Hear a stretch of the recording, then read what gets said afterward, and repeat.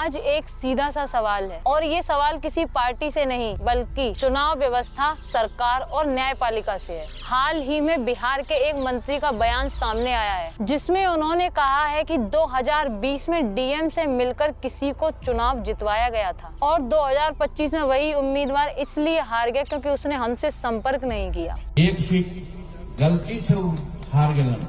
अगर हमरा वो कहतन हल जैसे 2020 में कहलन हल कि हम हार रही है कोई उपाय, उस समय 2700 वोट से हारत हलन, हम प्रयास के लिए जीत गलन। जैसे ही इस बयान को लेकर के हंगामा होता है, नेताजी बोलते हैं कि वीडियो को तोड़ मरोड़ कर पेश किया गया है। सवाल ये नहीं है कि वीडियो को तोड़ा या मरोड़ा गया है, सवाल ये है कि यह बात किसी नेता के मुंह पर आई ही क्यों। जैसा कि पूरे देश ने देखा कि चंडीगढ़ में कैसे कैमरे के सामने बैलेट पेपर पर टिक लगाए गए, कैसे गिनती में हेराफेरी हुई और जब मामला सुप्रीम कोर्ट पहुंचा तब जाकर लोकतंत्र बचा।